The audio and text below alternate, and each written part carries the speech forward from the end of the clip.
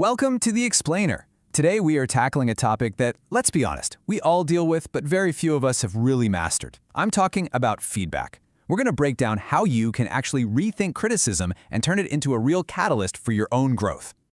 All right, let's start with the question for you. When I say the word feedback, what's the first thing that pops into your head? Is it a genuine back-and-forth conversation that's all about getting better? Or does it kind of feel more like a top-down, rigid command? Think about it.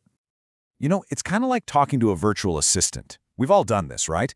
You have to say the exact perfect phrase. You say open garage, but it's programmed for open garage door, and nothing happens. That's a command. It's literal. It's rigid. But human feedback? Oh, it's a whole different ballgame. It is messy. It's wrapped up in emotion, context, and a ton of interpretation. And honestly, that complexity is exactly why we all find it so tricky. So let's dive in and unpack this. So this really brings us to what you could call the feedback conundrum. We know, decades of research tell us that feedback is one of the absolute most powerful tools for learning and improving.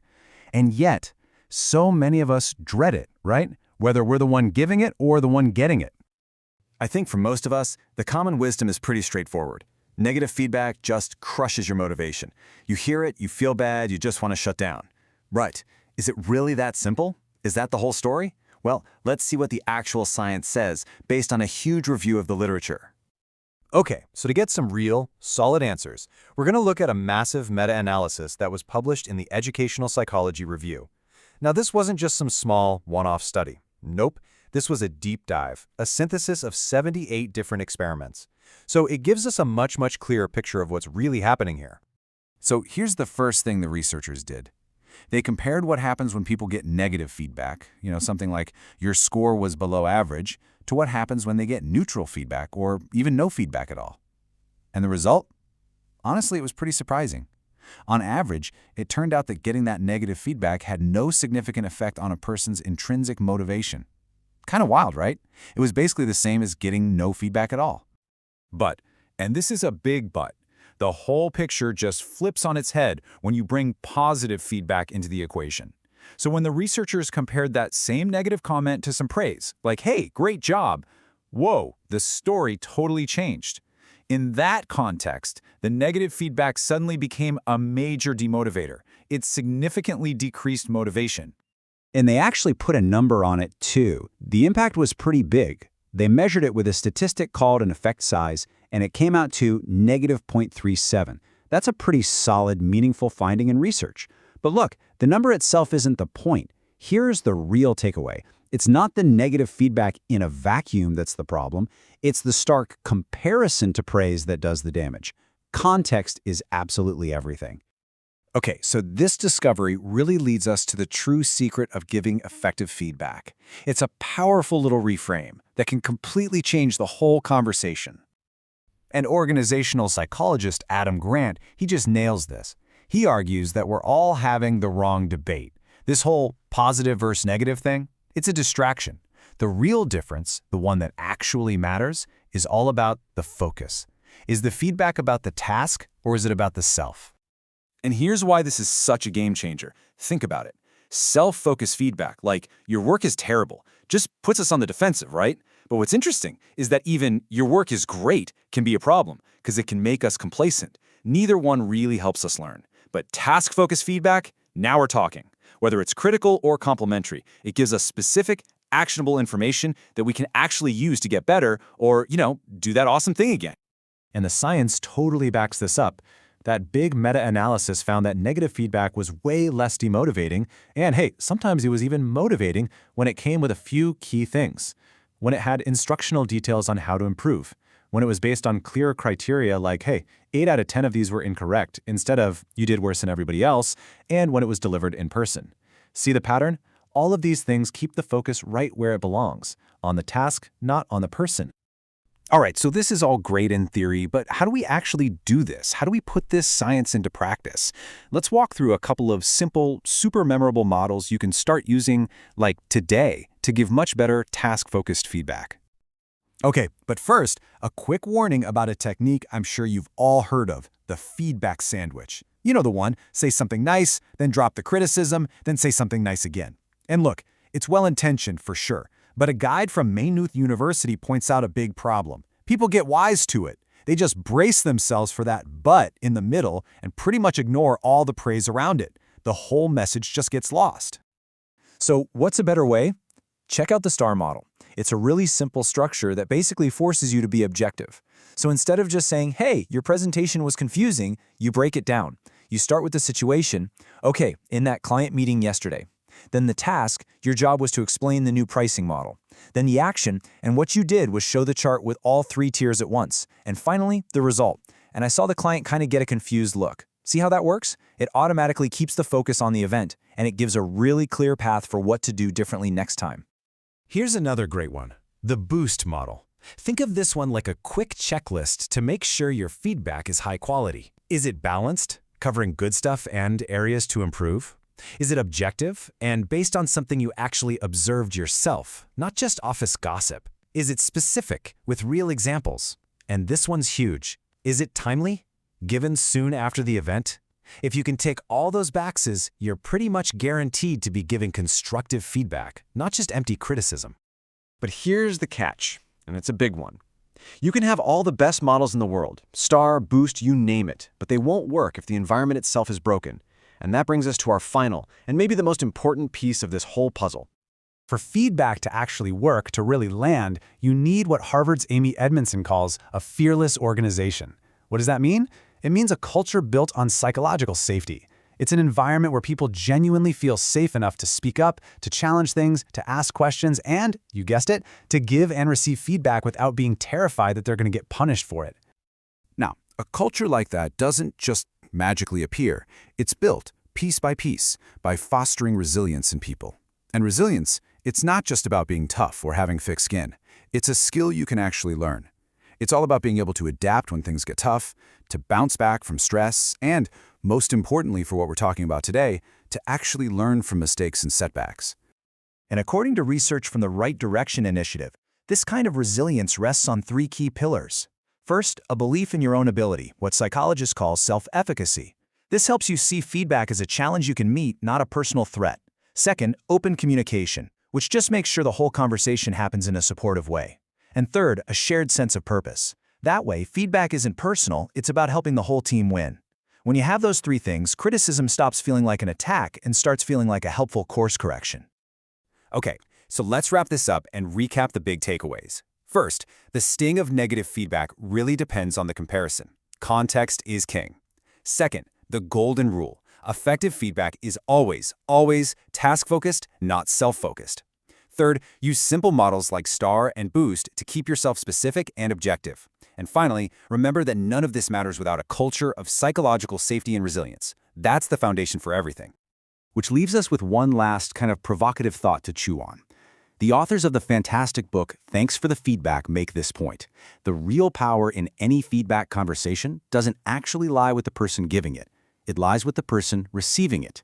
You are in the driver's seat. You get to decide how to interpret it and what you're going to do with it. So, what if the next time you got a piece of criticism, you didn't see it as an attack, but as a gift? A piece of valuable data that could be the key to unlocking your own growth.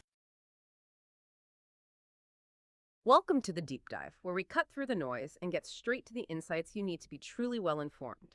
Today, we're diving headfirst into a topic that, well, for many of us, immediately triggers a defensive cringe. We're talking about the often uncomfortable but absolutely critical world of feedback and criticism. You know that feeling, right? Whether you're steeling yourself to deliver tough news or bracing to receive it, it often feels like, yeah, walking a tightrope. Our mission today isn't just about surviving those conversations, it's about transforming them. We want to take what often feels like a threat and, unlock its potential as a powerful catalyst for growth, both personally and professionally. We'll uncover strategies to help you not just hear critique, but truly absorb it without crumbling and deliver it in a way that genuinely helps others thrive. Yeah, and it's such a universal challenge. I mean, it's as old as human interaction itself, really, from our most intimate personal relationships all the way up to the highest levels of business. Effective communication around feedback is just a cornerstone of success and development. This isn't merely about being polite, It's a vital skill. It directly impacts our capacity to learn, to adapt, and frankly, to build stronger, more resilient connections in every aspect of our lives. So let's unpack this right from the start. You know, that instant dread, that sort of knee-jerk reaction when someone says, "Can I give you some feedback?" Why is that initial gut punch so universal? What's really happening under the surface that makes us flinch like that? You've hit on a core truth there. The reason it feels so intense is, well, it's deeply psychological.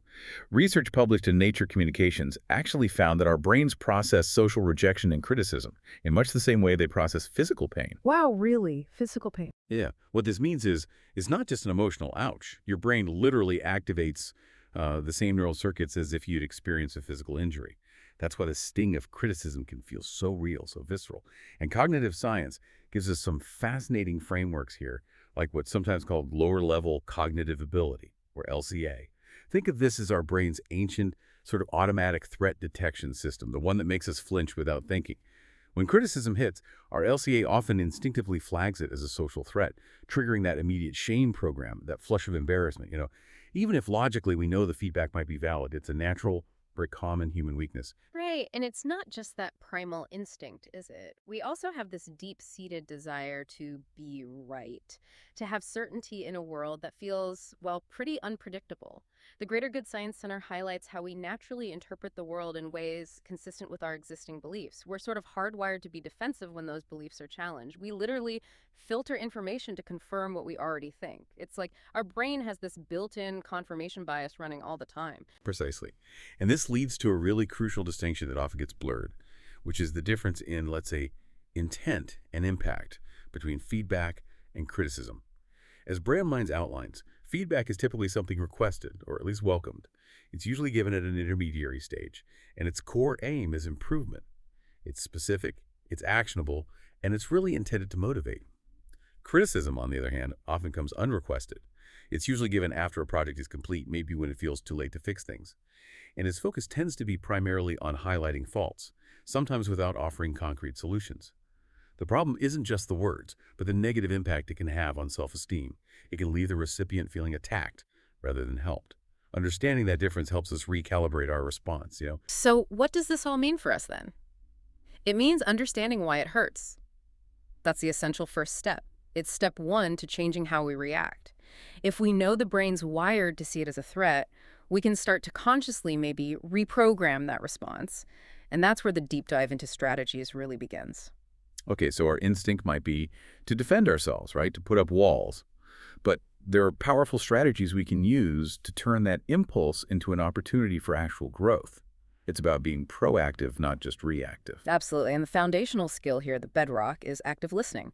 But, for a well-informed listener like you, it's not just about ticking boxes like making eye contact. The real insight, I think, is about consciously fighting our brain's natural tendency to prepare a defense rather than truly absorb what's being said. For instance, did you know our brains process speech about 4 times slower than they can think? Around 125 words per minute versus maybe 500 words per minute thinking speed. Oh, interesting. So there's a lot of spare capacity? Exactly. And most people unconsciously fill that mental void by crafting their rebuttal, planning what they'll say next. The true deep dive here is to consciously use that extra brain power to rephrase what you're hearing, to synthesize it, to internally challenge your own biases before you even think about responding, instead of just waiting for your turn to talk. That's true comprehension and retention in action. So this means actively processing the message, organizing the information, maybe being a bit patient with yourself and the speaker. Then when it comes to responding, it's about using those clarifying techniques. Phrases like, okay, if I understand correctly, you're saying, or, so what I'm hearing is asking clarifying questions, summarizing. It's all to ensure mutual understanding, especially when this feedback feels, well, significant. Right. So we've got the listening part down, at least in theory. But the real battle, I think, for most people is the internal one, isn't it? When that feedback hits, how do you actually stop that emotional cascade? How do you pivot towards growth instead of just getting defensive? That's the really hard part. It is the hard part, but there are definitely concrete strategies. First, you have to manage your emotions. Acknowledge those feelings. Yeah, maybe it's anger, frustration, feeling inadequate, but then crucially, take a moment, just pause. Deep breathing, a little mindfulness. These can help you process rationally rather than just reacting impulsively. And studies, like those cited by Hapday, show that regular mindfulness practice can actually reduce emotional reactivity by, they estimate, around 24%. 24%, that's significant. It is. And while you're pausing, remind yourself, this is an opportunity for growth. Frame it that way in your mind. Next, you need to actively shift your mindset. Try to separate your identity from the specific situation. Rejection or criticism reflects a particular moment, maybe a specific interaction. It doesn't define your entire self-worth. So instead of thinking, I failed, reframe it. Try thinking, okay, this attempt didn't work out, but I can learn from this and try again. This ties directly into cultivating a growth mindset, the idea popularized by Carol Dweck. It's about seeing setbacks and feedback as chances to learn and develop, focusing on effort and improvement, not just innate talent. And also proactively challenge that negative self-talk. Notice those internal narratives like I'm not good enough or I always mess this up. Question their validity. Ask yourself, is this really true? And replace them with more balanced, realistic perspectives. What's fascinating here, though, is that even after we try to listen actively and manage those immediate gut reactions, something deeper can still block us, right? What are those more ingrained cognitive hurdles that make truly internalizing feedback so difficult? And what can maybe older wisdom traditions teach us about these patterns? That's a great point. That's where the concept of higher-level cognitive ability, or HCA, comes into play. Our HCA, somewhat ironically, makes it incredibly easy for us to spot others' mistakes, their flaws, but very, very difficult to see our own. We have this inherent inward blindness. Right, we're great critics of others. Exactly. The prescription here, if you like, is to intentionally use reflection, use real-life examples, almost force yourself to walk a mile in someone else's shoes to try and overcome this bias. Then there's that pervasive fear of losing face. Criticism often triggers this really deep-seated social anxiety about our image. But it's crucial to reframe this. Constructive criticism, when delivered well, actually protects you. It protects you from inappropriate behaviors or future mistakes. It's not an attack on your core identity. In fact, receiving it well can be seen as an act of self-esteem, self-respect, and maturity. It really shows elevated character. So we can intentionally use our HCA, our higher thinking, to diametrically oppose those primal LCA instincts. We can actually learn to be a little wary of praise, to avoid complacency, and conversely learn to be genuinely glad, even appreciative of criticism, recognizing it as potentially the root of good performance down the line. It takes consistent, intentional practice, but this seemingly counterintuitive response can become more automatic over time. It's really remarkable how these seemingly abstract psychological ideas play out in everyday life. I remember seeing this discussion online. I think it was on Reddit. There was a user who mentioned having ADHD and struggling profoundly with anxiety around feedback. They found genuine relief not from complex therapy, but from simple advice. Acknowledge human imperfection, reframe feedback as an opportunity, and practice just responding with thank you. It highlighted the power of these practical mindset shifts in a really tangible way. That's a powerful example, absolutely. And it leads to the next step. After you've received that feedback and you've processed it using these strategies, it's highly recommended to develop an action plan. Using SMART goals, specific, measurable, achievable, relevant, and time-bound can be really effective. And then, crucially, follow up. Show the person who gave the feedback what you're doing. This demonstrates initiative, reinforces your growth mindset, and turns good intentions into actual concrete action. Okay, so we've talked a lot about receiving it. Now let's flip the script. How do we give feedback that actually lands well, feedback that inspires action, and importantly strengthens relationships instead of potentially damaging them? It's not just about what you say, but very much how you say it, isn't it? Oh, absolutely. The how is critical. The core principles for delivering effective feedback, like those outlined by Maynooth University, are pretty clear. It needs to be timely, not too soon, not too late, relevant, specific, focused on observed behavior, not making judgments about someone's personality, actionable, and delivered with a composed, non-judgmental tone. These aren't just like polite suggestions. They are the bedrock for feedback that actually gets heard and hopefully acted upon. Right. So we've got these principles, but even experienced people can sometimes struggle to put them into practice without sounding, preachy or maybe accusatory. What are some key techniques that really help feedback land well? Good question. One technique that's often mentioned is to start positive. And it's not just about softening the blow, though it can help. It actually primes the other person's brain to be less defensive. It creates a small window where they might be more open to hearing the constructive points. When people feel acknowledged positively first, they're generally far more receptive. Next, really try to use I statements. This is fundamental. It shifts the focus from blaming the person you did this wrong to your experience and perspective. It fosters collaboration rather than confrontation. Can you give an example? Sure. So instead of saying, you didn't send the slides on time, which sounds accusatory, you could try, I was under the impression I would receive the slides on Thursday. Was there maybe a delay I didn't know about? See how it opens a door for explanation. Yeah, much less confrontational. Exactly. It turns it into a potential shared problem to solve, not just an accusation. It's also crucial to be specific and provide examples. Vague feedback like, you need to be more proactive, is basically useless because it offers no clear path forward. You need to describe precisely what you observed, when and where it happened, maybe who was involved, and what the results were. Avoid those sweeping generalizations like always or never or usually, and then clearly describe the impact. Explain the consequences of the behavior on you, on the team, the project, the organization. This helps a recipient understand why the feedback is important, beyond just being your opinion. Okay, that makes sense. What about timing? Right. Be aware of timing and delivery. Generally, you want to deliver feedback relatively soon after the event so it's fresh, but definitely not in the heat of the moment when emotions are high. Waiting at least 24 hours often allows both parties to reflect calmly. But try not to wait more than, say, 2 weeks, because then the feedback starts to lose its relevance and impact. You're looking for that kind of Goldilocks zone. And always pay attention to the person's current emotional state or workload. You want to avoid feedback fatigue. And critically, perhaps most importantly, invite dialogue. Don't just deliver a monologue. Feedback should ideally be a two-way conversation. Ask questions like, how do you think that went? Or what are your thoughts on how we could approach this differently next time? This empowers the recipient to find their own solutions, which leads to more ownership rather than just being told what to do.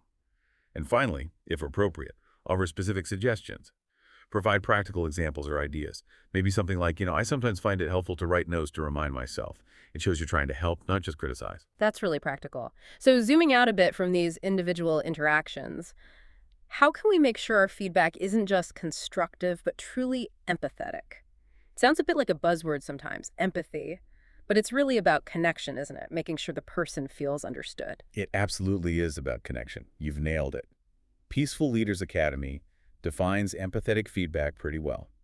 It's about delivering honest input while genuinely considering the person's feelings, their situation, and the broader context.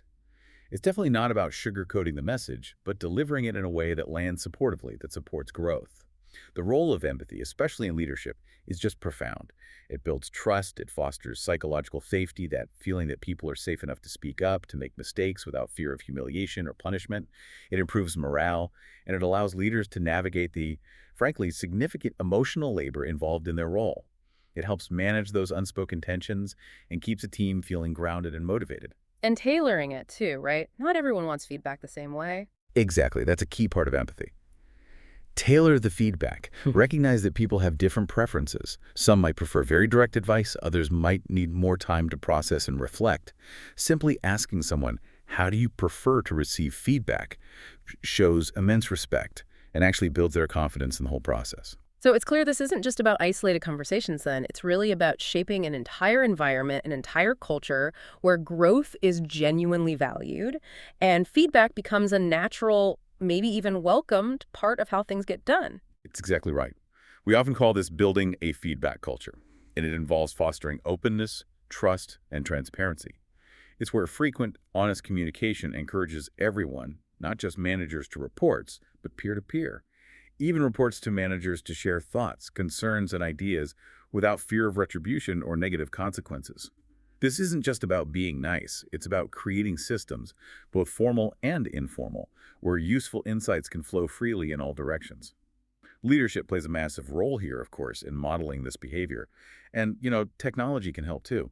Things like user feedback management tools can streamline collecting and analyzing feedback from diverse sources, making it easier to build this kind of environment proactively, especially in larger organizations. But okay, even in the best culture, feedback can sting. How do we as individuals sustain our own resilience against the inevitable bumps and criticisms we'll face along the way? It's hard to stay open sometimes, especially if you've been burned before. How do we keep our capacity for growth strong over the long haul? Yeah, that's the long game, isn't it? It definitely takes consistent effort and self-awareness. First, maybe try to anticipate and normalize rejection or criticism. Try to view it less as failure and more as a sign that you're taking risks, that you're stepping outside your comfort zone. That's where growth happens. Remind yourself that even incredibly successful people face constant rejection. Think about J.K. Rowling. Her Harry Potter manuscript was reportedly rejected by 12 publishers before finding a home. Rejection is often a sign you're pushing boundaries, not that you're failing fundamentally. That's a good perspective shift. Second, try to diversify your social investments. Actively seek out and maintain relationships with a network of friends, family, colleagues who hold different ideas and perspectives than your own. Engaging regularly with divergent viewpoints actually reduces defensiveness over time. It broadens your understanding and makes you less likely to react negatively when your own ideas are challenged. It builds mental flexibility. Okay, that makes sense. What else? Third, and this one is perhaps the most challenging, but maybe the most rewarding, actively seek to prove yourself wrong. Intentionally look for information that contradicts your deepest held beliefs or assumptions. Try arguing against yourself, maybe just in your head, to uncover your own blind spots. Realizing that other smart, decent people can legitimately believe differently than you do is a profound mark of wisdom and a powerful antidote to defensiveness. And finally, remember to celebrate resilience. Acknowledge your own courage in just showing up, in trying and persevering through challenges, regardless of the immediate outcome. Some people even keep a sort of resilience journal to track moments where they faced feedback well or bounced back from a setback. It helps reinforce your capacity to handle difficulties. It's really remarkable when you lay it all out like that, how these core human struggles, how to handle criticism, how to grow from it, and their solutions seem to echo across different times and vastly different cultures. This isn't just some modern business school advice. It feels like a universal truth about how humans learn and connect. Oh, completely. It's not modern at all, really. There's a shared human strength, a common wisdom in how different cultures approach this. In Western thought, you have figures like Norman Vincent Peale, who wisely said he'd rather be ruined by praise than saved by criticism, highlighting the danger of complacency.